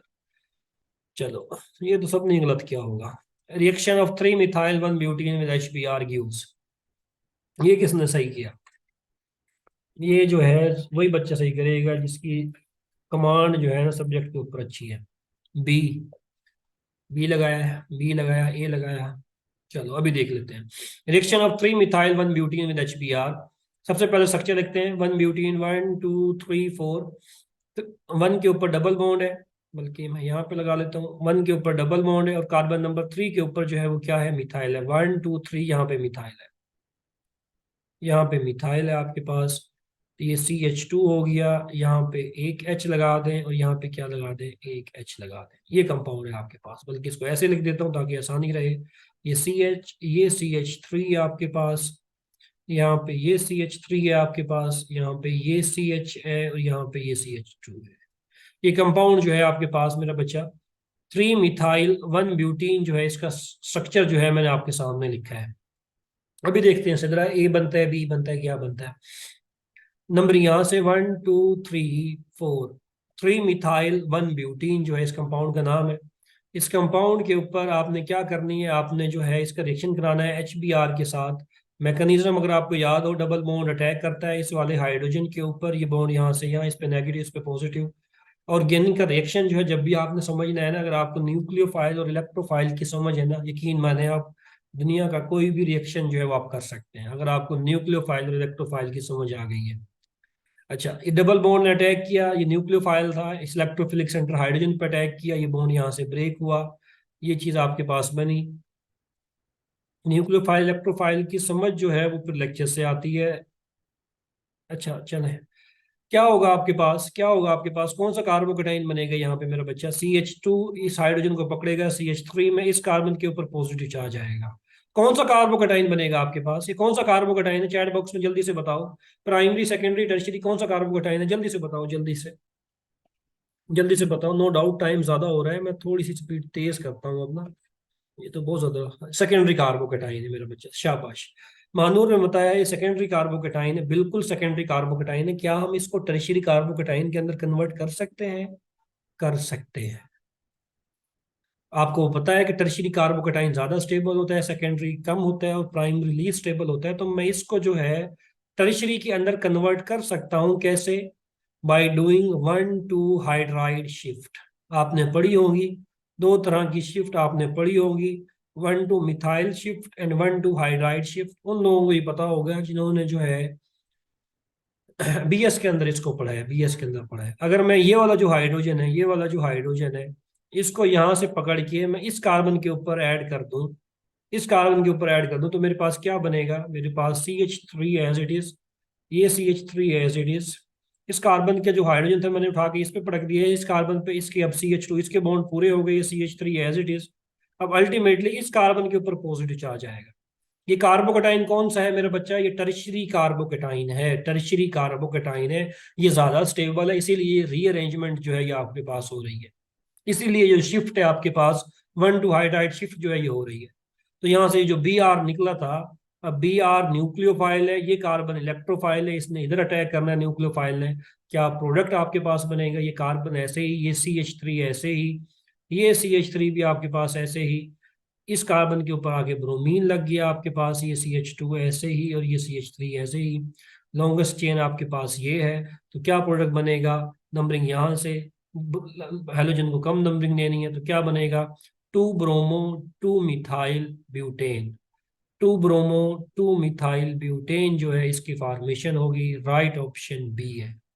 अब जिसने बी लगाया उसका ठीक है, जिसने ए लगाया या जिसने सी लगाया उसका गलत। समझ आई कि नहीं आई? चैट बॉक्स में बताना है समझ आई कि नहीं आई। रीअरेंजमेंट होती है अगर आपके पास मोर स्टेबल कार्बोकेटाइन जो है उसकी पॉसिबिलिटी हो। तो यहाँ पे मोर स्टेबल कार्बोकेटाइन की पॉसिबिलिटी थी, इसीलिए जो है हमने रीअरेंजमेंट की। ना होती तो फिर हम रीअरेंजमेंट यहाँ पे ना करते फिर। चलो आगे चलते हैं, आगे चलते हैं। थोड़ी सी स्पीड, चलो जल्दी से अगला अगला सवाल मुझे आप बताओ, मुझे बताओ जल्दी से। Reaction of 3 hexyne with H2 in the presence of Lindlar catalyst. जब भी मेरा बच्चा अल्काइन का रिएक्शन आप कराएंगे लिंडलर कैटलिस्ट के साथ, हमेशा याद रखना है कि सिस अल्कीन बनेगी, सिस अल्कीन बनेगी। 3 हेक्साइन है आपके पास, ये 1 2 3 है। यहाँ पे CH2, यहाँ पे CH3 आपके पास, यहाँ पे ये CH2, ये CH3, ये 3 हेक्साइन है। इसका रिएक्शन अगर मैं करूँ, इसकी हाइड्रोजिनेशन करूँ, लिंडलर कैटलिस्ट। लिंडलर कैटलिस्ट क्या होता है ये भी याद रखना है। प्लेडियम, बेरियम सल्फेट और क्यूनोलीन जो है, इन 3 चीजों को मेरा बच्चा बोलते हैं लिंडलर कैटलिस्ट। लिंडलर कैटलिस्ट इनको कलेक्टिवली बोलते हैं लिंडलर कैटलिस्ट। अगर आप ये कंडीशन यूज करोगे तो ये जो अल्काइन है ये कन्वर्ट हो जाएगी सिस अल्कीन के अंदर। सिस अल्कीन कैसे बनाओगे? दोनों हाइड्रोजन को जो है सेम साइड पे रखो डबल बॉन्ड के, तो आपके पास ये जो अल्कीन बन रही है मेरा बच्चा, ये सिस अल्कीन बनेगी। मुझे चैट बॉक्स में बना दो, अगर मैंने ट्रांस अल्कीन बनानी होती तो मैं क्या करता? ट्रांस अल्कीन बनानी होती तो मैं कौन से रिएजेंट जो है मैं यूज करता? अगर अल्काइन को मैंने कन्वर्ट करना है, 3 हेक्साइन को मैंने कन्वर्ट करना है ट्रांस 3 अल्काइन के, 3 हेक्सीन के अंदर, क्या करूं मैं? कौन सा रिएजेंट यूज करूं? किसी को पता है? शाबाश, किसी को पता है? नहीं पता? सोडियम इन लिक्विड अमोनिया, शाबाश शरीना। सोडियम इन लिक्विड अमोनिया अगर मैं यूज करूं, sodium in the presence of liquid ammonia, तो मेरे पास हमेशा ट्रांस अल्कीन बनेगी। मीन ये हाइड्रोजन इधर है तो ये हाइड्रोजन जो इधर आ जाएगा। चलो याद रखना है, ये सवाल जो है बड़ा बड़ा इंपॉर्टेंट सवाल है। ज्यादातर जो है लिंडर कैटलिस्ट वाला बहुत ज्यादा रिपीट हुआ है। अच्छा, नॉन बेंजाइड साइक्लिक हाइड्रोकार्बन। नॉन बेंजाइड का मतलब है जिसमें बेंजीन रिंग ना हो लेकिन स्टिल साइक्लिक हो। जैसा कि आपके पास 3 मेंबर रिंग है, साइक्लोप्रोपेन है, साइक्लोब्यूटेन है, साइक्लोपेंटेन है, साइक्लोहेक्सेन है। इन कंपाउंड्स को बच्चा क्या बोलते हैं? ए साइक्लिक का मतलब है जिसमें साइक्लिक रिंग हो ही ना, एलिसाइक्लिक कंपाउंड इनको बोलते हैं। एरोमेटिक नहीं बोलते, इसमें डबल बॉन्ड है नहीं। एरोमेटिक की तो 4 कंडीशन होती हैं। PPSC का ना हमारे एक लेक्चर सेशन स्टार्ट हो रहा है इंशाल्लाह बहुत जल्द। उसमें जो है फर्स्ट लेक्चर एरोमेटिक कंपाउंड के ऊपर ही है, वो फ्री में ही है। आप जो है उसको मजीद सुनना लाजमी, आपको फायदा होगा उस सेशन का। जो है 3 सेशन जो है 3 लेक्चर होंगे इसके ऊपर, एरोमेटिक कंपाउंड के ऊपर। हमारा PPSC का सेशन स्टार्ट हो रहा है। उसमें तो जो है हम हर टॉपिक को डिटेल से पढ़ाते हैं। जैसे मैं आपको बता रहा हूँ, अब तो मैं आपको जो है डिस्कशन ही करा रहा हूँ, क्योंकि यहाँ पे जो लेवल है, मैं 12 कह चुका हूँ, FPSC के अंदर केमिस्ट्री का लेवल बहुत ही ईजी आता है, बहुत ईजी आता है। जो बुक आपको बता रहे हैं, अगर आप सही तरीके से उनको just one time go through कर लेना, तो आप केमिस्ट्री में मार नहीं खाने वाले। FPSC के अंदर केमिस्ट्री में आप मार कभी भी नहीं खाएंगे। इन बुक को जो है, जो आपको प्रोवाइड किया जा रहा है मटेरियल, उसको जो है आपने गो थ्रू करना ही करना है। थोड़ा समझ के कर लेंगे तो 50 में से 45 40 नंबर आपके कहीं नहीं गए। B.Ed पे थोड़ा सा जोर दो, इंग्लिश पे जोर दो, वहां पे नंबर कटते हैं। पूरा पाकिस्तान जो है इन सीट्स के ऊपर अप्लीकेबल है, आपको पता है सारी चीजों का। तो कंपटीशन फिर ज्यादा है ना, पूरा पाकिस्तान अगर इन सीट्स के ऊपर अप्लीकेबल है तो कंपटीशन का लेवल जो है डेफिनेटली फिर वो ज्यादा हो जाएगा आपके पास। चलो अगला सवाल। Next, boiling point of hexane is 69। Hexane का बॉइलिंग पॉइंट 69 है। What will be the boiling point of heptane? अभी एक कंसेप्ट दिया मैंने, कौन मुझे बताएगा क्या होगा? बगैर नेट से देखे मुझे फिर वजह भी बताओ। ये बता सकता है किस क्या होगा? हेक्सेन का 69 है तो हेप्टेन का क्या होगा? हाँ, ज्यादा होगा उससे। ज्यादा तो होगा, कितना ज्यादा होगा? ऑप्शन बताओ ना, ऑप्शन लिखे हुए हैं। विल इंक्रीज बॉइलिंग पॉइंट, कितना होगा? 69 है तो कितना होगा, जल्दी से बताओ। हेक्सेन ये है आपके पास, CH3, CH2, one two three four five six, ये हेक्सेन है। ज्यादा होगा, 98। वजह, वजह, वजह, 98 वजह। वजह बताओ, वजह। देखो रट्टा तो लगा लिया, वजह नहीं आ रही बतानी है। बुक की लाइन पढ़ भी ली, बतानी नहीं आ रही। One two three four five six seven, एक लाइन पढ़ी होगी मेरा बच्चा आपने, लेकिन कैसे हुआ ये नहीं पता। चलो मैं बताता हूँ ना, मैं बताता हूँ। बुक तो पढ़ लेते हो लेकिन समझ के नहीं पढ़ते ना, ये इश्यू है। दोबारा जाके बुक खोलना, दोबारा जाके प्रॉपर्टीज देखना, वहां पे लिखा हुआ है कि जब आप एक CH2 का इजाफा करते हैं, ये आपके पास हेक्सेन है। हेक्सेन को जब आप हेप्टेन में कन्वर्ट कर रहे हैं, किस चीज का इजाफा कर रहे हैं? एक CH2 का, मिथाइलिन का इजाफा कर रहे हैं। जब आप एक CH2 का इजाफा करेंगे तो बॉइलिंग पॉइंट में कितना इंक्रीज आएगा? Round about 20 to 30 degree centigrade जो है बॉइलिंग पॉइंट बढ़ जाता है जब आप एक मिथाइलिन ग्रुप की एडिशन करते हैं। बुक की स्टेटमेंट, बुक की स्टेटमेंट है कि आप मिथाइलिन ग्रुप ऐड करोगे तो बॉइलिंग पॉइंट जो है वो 20 to 30 डिग्री सेंटीग्रेड बढ़ जाएगा। तो इसमें जो है 69 में आप 30, around about 29 degree centigrade add करें तो आपके पास ऑप्शन आता है C, 98। ये नहीं आता, ये तो बिलो 20 है। रेंज क्या है? 20 से 30 डिग्री सेंटीग्रेड जो है बॉइलिंग पॉइंट में इजाफा होगा। 150 तो बहुत ज्यादा हो गया, 150 नहीं हो सकता।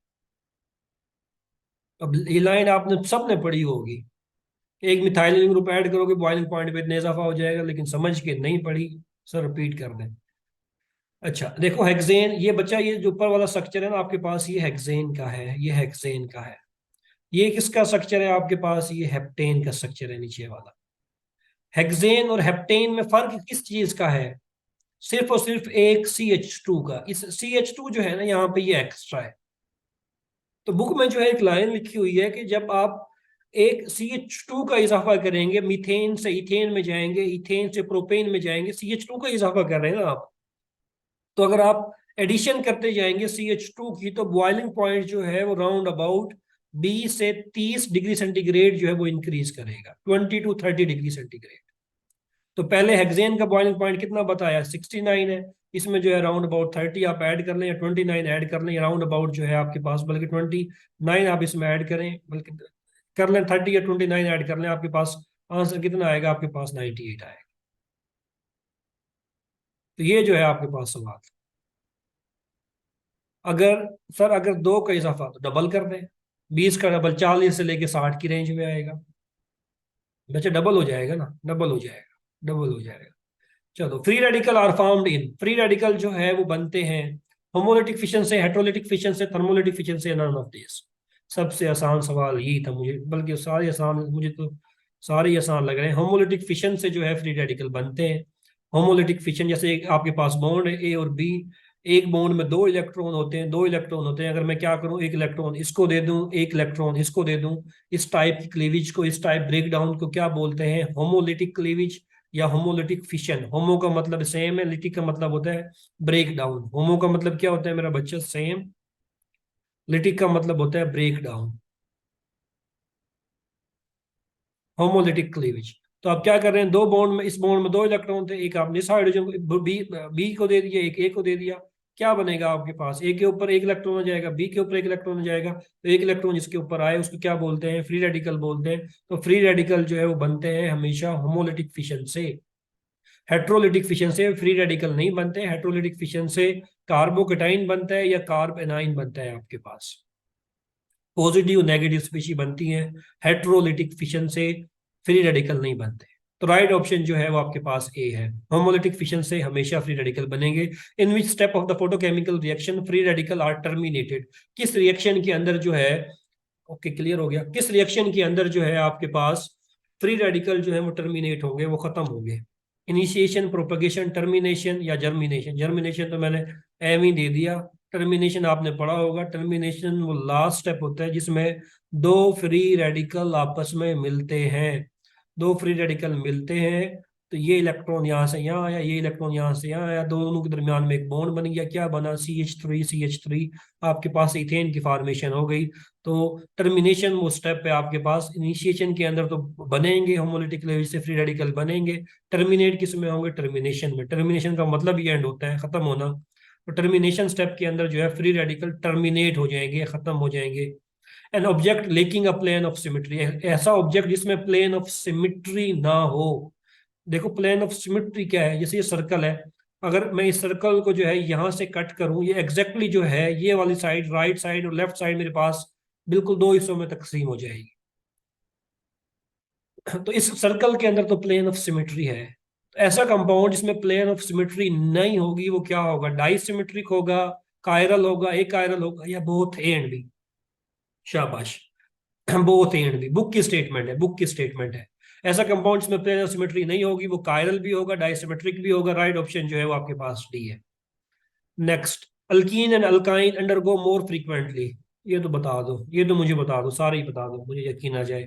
अल्कीन एंड अल्काइन जो है कौन से रिएक्शन देते हैं, जल्दी से बताओ। हाँ, अस्सलाम वालेकुम। कॉल हॉस्पिटल से थी, मैंने जाना है कुछ देर तक वहां पे। चलो, अल्कीन और alkyne undergo more frequently. Alkyne और अल्काइन जो है वो कौन से रिएक्शन देंगे, पांच लोगों ने बता दिया। चलो, ये तो इलेक्ट्रोफिलिक एडिशन रिएक्शन जो है ये देते हैं आपके पास।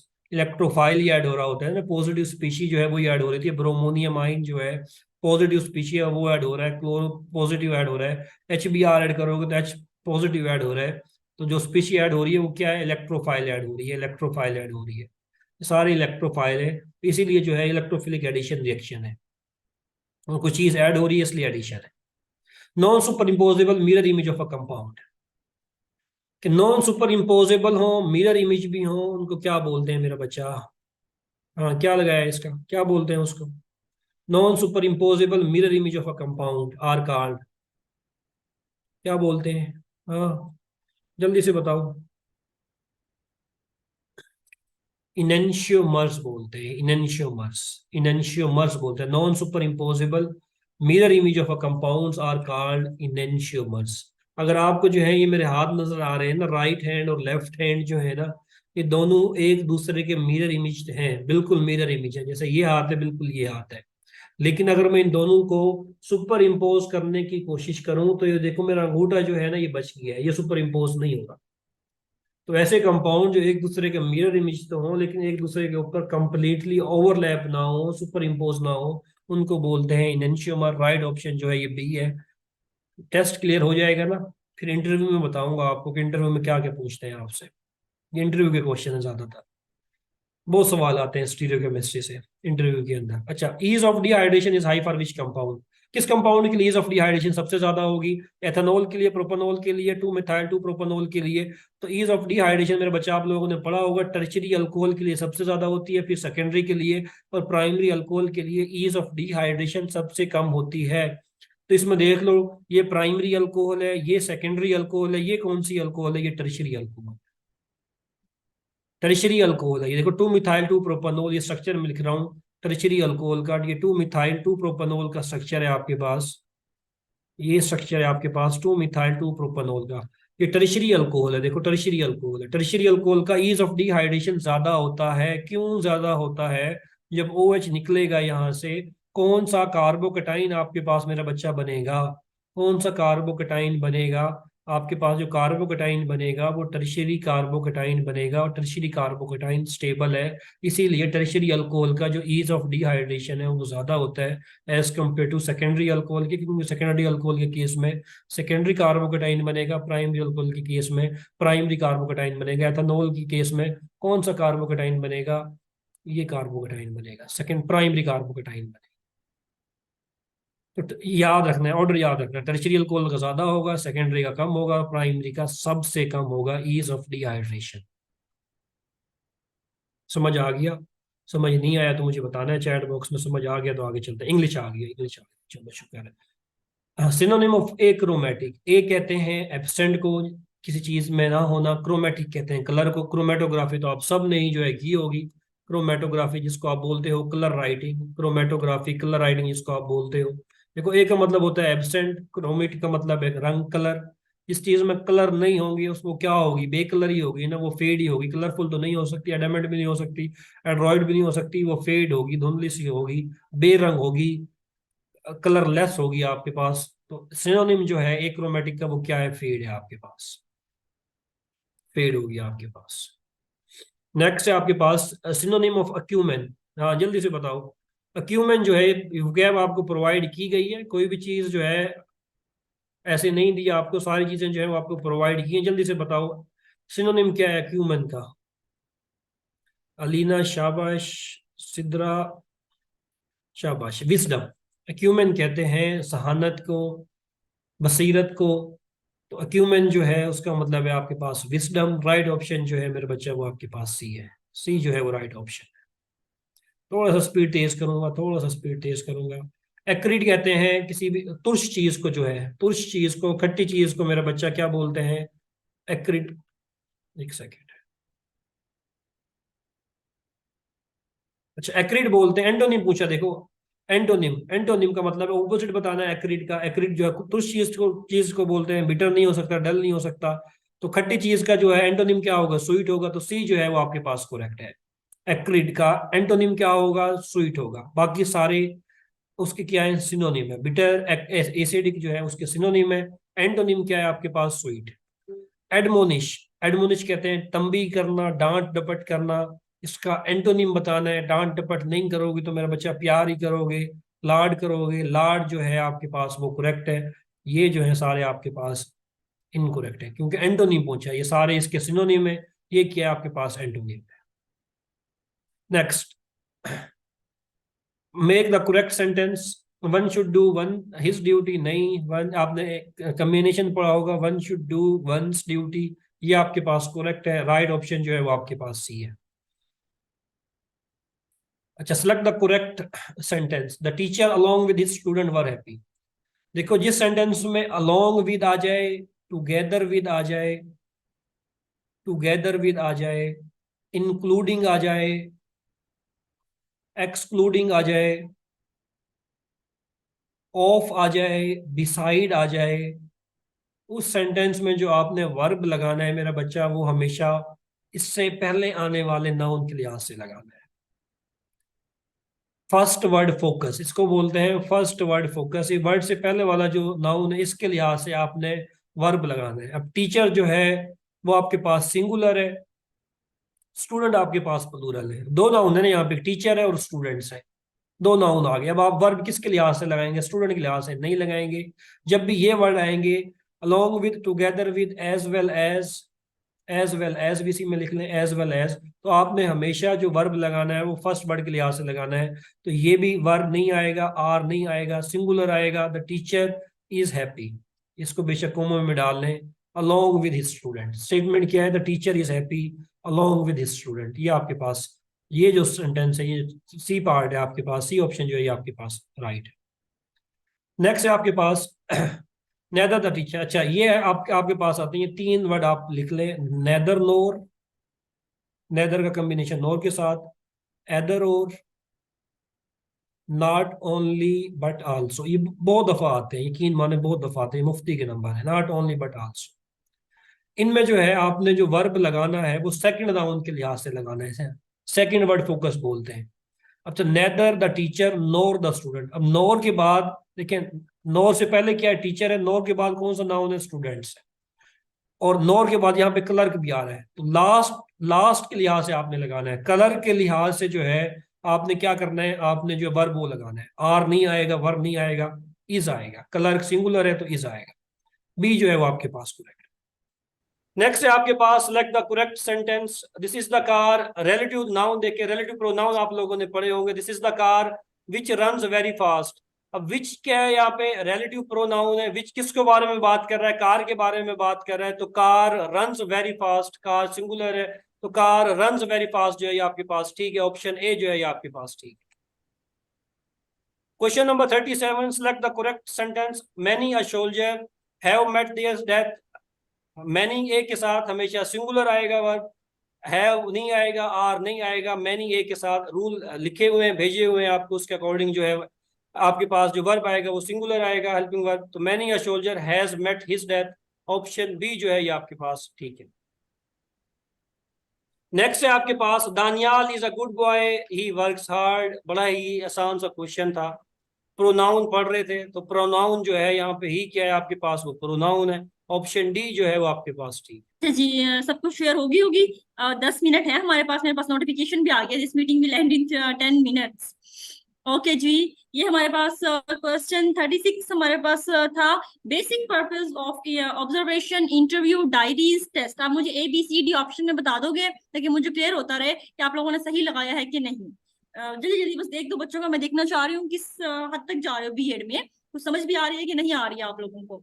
तो basic purpose observation interview diaries का हमारे पास क्या होता है? बेसिक पर्पस असेसमेंट है, बिल्कुल सबा, क्योंकि हमारे पास टूल्स ऑफ असेसमेंट थे। अब मैं ये देखना चाहती हूँ, अक्सर उन्होंने सी लगाया होगा, मैंने जानबूझ के सी ऑप्शन डाला था। क्यों डाला था? क्योंकि देखो हमारे पास ऑब्जर्वेशन इंटरव्यू डायरीज बहुत सारे थे, टूल्स ऑफ असेसमेंट थे। तो इनका बेसिक पर्पस असेसमेंट करना है हमारे पास, जो बुनियादी मकसद है। फिर असेसमेंट का फर्दर पर्पस जो है वो है इंप्रूवमेंट। ये असेसमेंट हम करते हैं इंप्रूवमेंट के लिए, लेकिन इन सब का पर्पस क्या है? ये बेसिकली टूल्स हैं असेसमेंट के, हम असेसमेंट करते हैं इनके थ्रू। तो बी ऑप्शन इसमें ज्यादा क्लोज है। अगर बी ना हो देन आप सी पे। उसके बाद क्वेश्चन 37 है, formal face to face meeting for the purpose of assessment is called. ये हमारे पास फॉर्मल मीटिंग जो सामने बैठ के किसी के साथ की जाए उसको हम क्या कहते हैं? Basic observation interview projects none. B option बिल्कुल ये क्लियर डेफिनेशन आपकी, और ये ऑथेंटिक डेफिनेशन है प्रॉपर। ठीक हो गया। उसके बाद 38 MCQ था आपके पास, an alternate to classic test of classroom. ये टेस्ट का अगर हम एक ऑल्टरनेट लेना चाहे कि हमें टेस्ट नहीं देना, फिर भी हमने असेसमेंट या लर्निंग करनी है इंप्रूवमेंट के लिए, तो उसके लिए हम क्या यूज कर सकते हैं इनमें से? Diaries, portfolio, interview, none. ठीक हो गया अभी, बिल्कुल पोर्टफोलियो। पोर्टफोलियो हमारे पास एक ऐसी नहीं, नन नहीं है, बिल्कुल गलत है इसरार। हमारे पास है बी पोर्टफोलियो।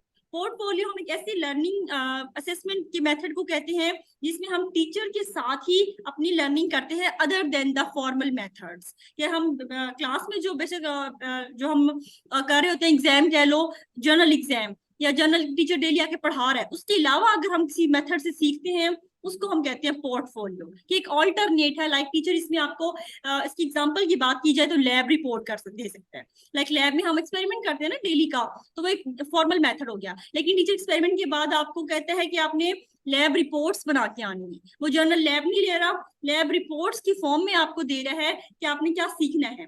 तो उस चीज को हम कहते हैं पोर्टफोलियो। एक ऑल्टरनेट है जनरल मेथड से, लेकिन है उसी टीचर के साथ जो आपके डेली का क्लास पढ़ा रहा है, तो इसको हम कहते हैं पोर्टफोलियो। तो एक ऑल्टरनेट जो है डेली बेसिस के अलावा जो हम सीख सकते हैं वो है पोर्टफोलियो, बी ऑप्शन यहाँ। उसके बाद हमारे पास क्वेश्चन नंबर 38 हो गया, सॉरी 39। 39 आपके पास है, most important tool for observation in assessment in living organism. ये ऑब्जर्वेशन एक टूल है असेसमेंट का, उस ऑब्जर्वेशन हमने करनी है उसके लिए सबसे इंपॉर्टेंट चीज क्या है? हम किसके थ्रू ऑब्जर्वेशन बहुत अच्छी कर सकते हैं लिविंग थिंग्स में? सेंसिस, रिटन टेस्ट है, क्विज़िज है, ये सब की इक्वल इंपॉर्टेंस है। तो जवेरिया ने आंसर दिया है ए का, बिल्कुल 100% ठीक है कि सबसे अच्छी ऑब्जर्वेशन वो बंदा कर सकता है जिसके सेंसेस सबसे स्ट्रॉन्ग हो। इसरार, इसका ए ऑप्शन ठीक है।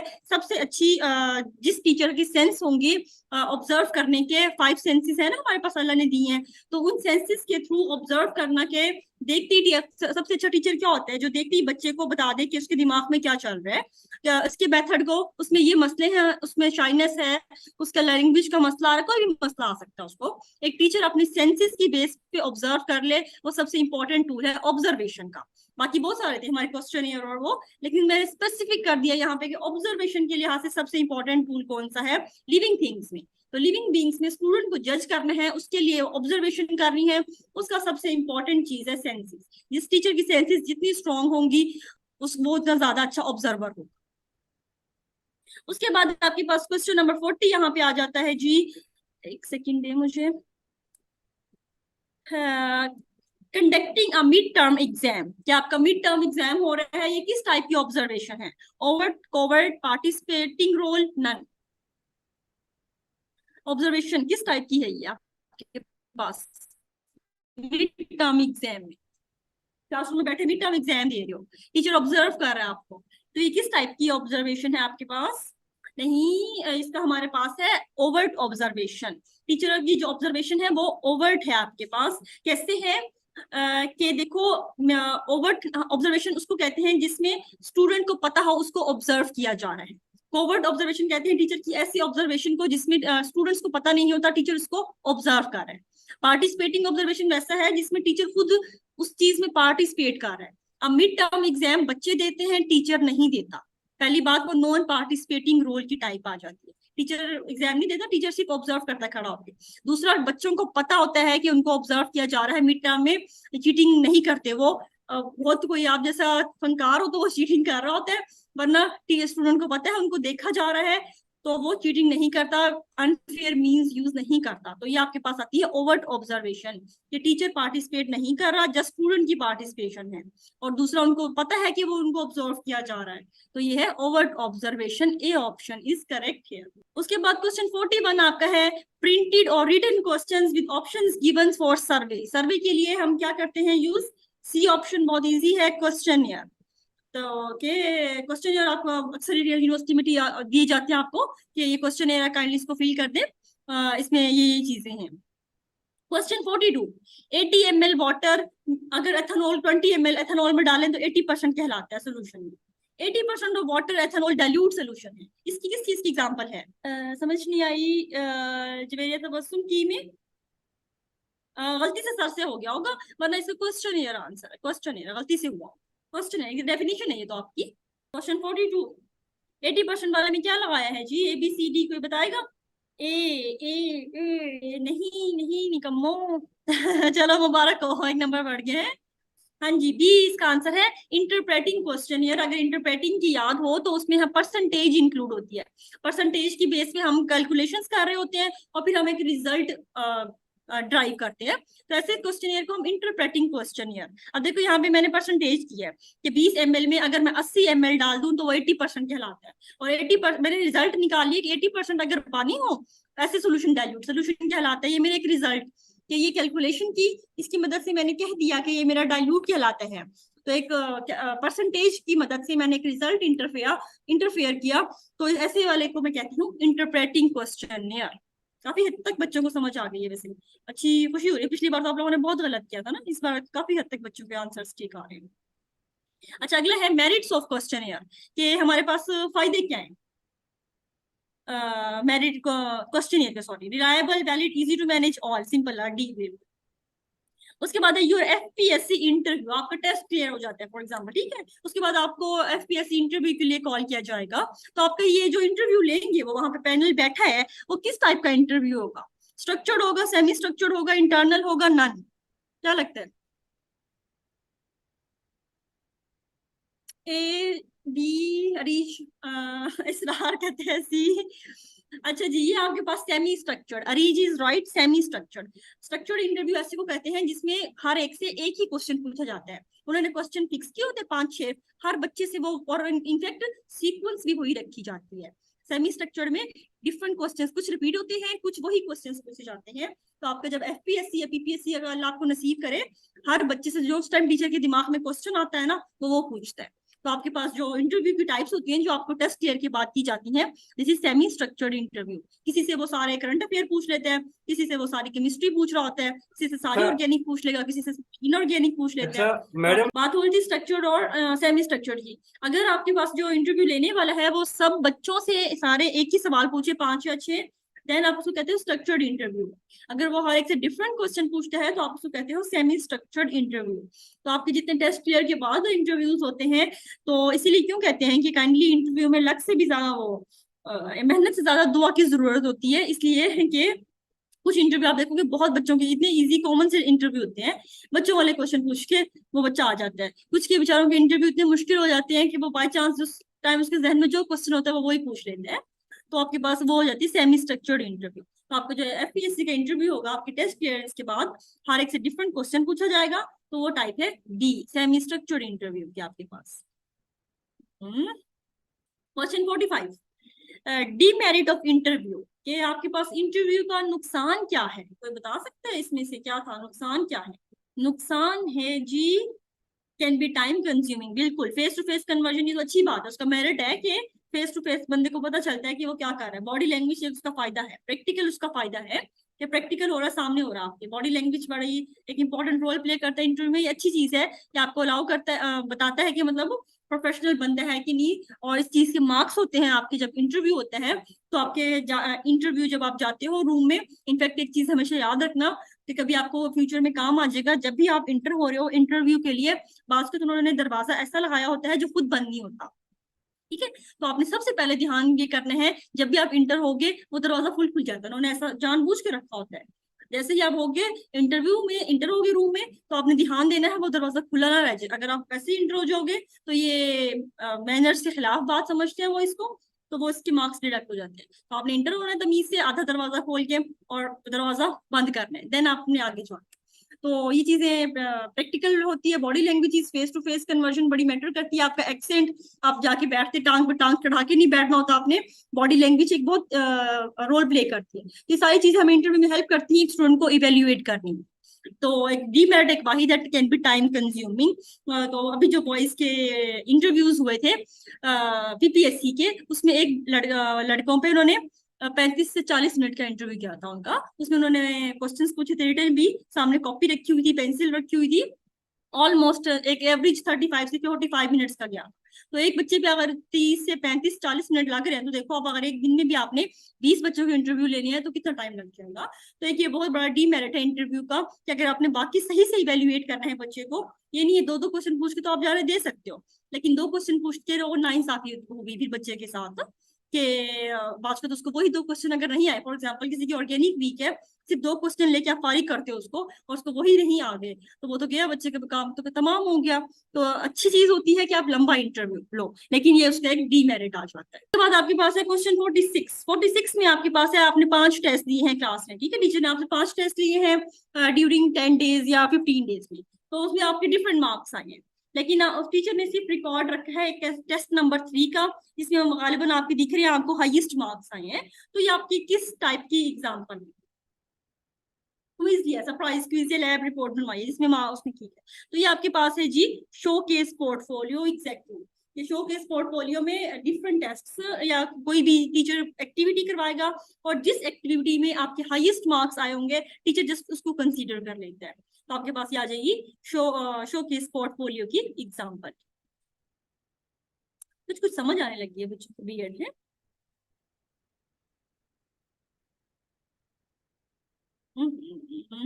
ये ना मेरे पास थोड़ा सा इशू कर रहा है आज।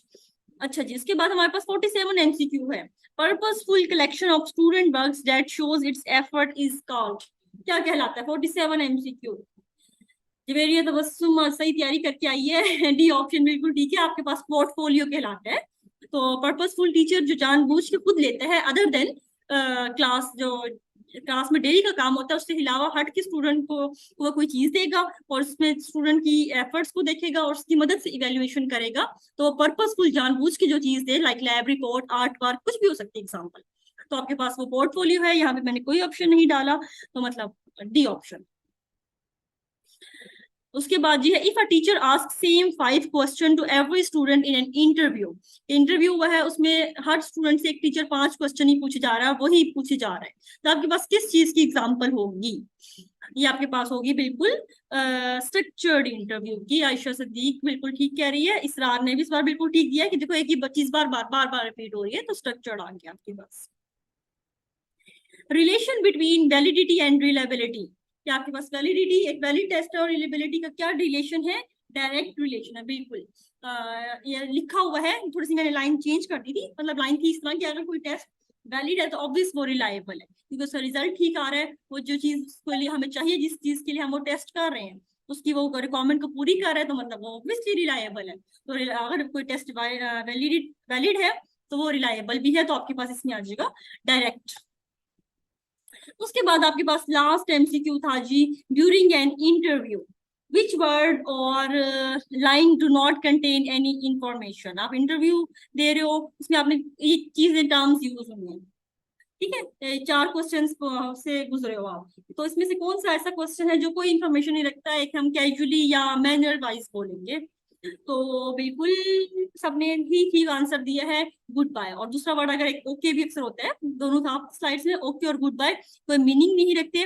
हम कर्टेसी मैनर में या फिर मैन जनरली उसको यूज कर लेते हैं, ओके सर, ओके मैम, जो भी बैठे होते हैं, क्या चाहते हो आपने अल्लाह हाफिज लाजमी करनी होती है, तो वो सिर्फ एक कर्टेसी मैनर से, उनमें कोई इन्फॉर्मेशन नहीं है। बाकी हाउ डू यू डू में इंफॉर्मेशन है, उसका टॉकिंग स्टाइल आप देख सकते हो, उसका वे ऑफ टॉकिंग क्या है स्टूडेंट का, what are your likings and dislikings, उससे आपको काफी हद तक नॉलेज हो जाएगा कि लाइकिंग और डिसलाइकिंग उसकी स्टडी से रिलेटेड है, जिस टाइप का इंटरव्यू है।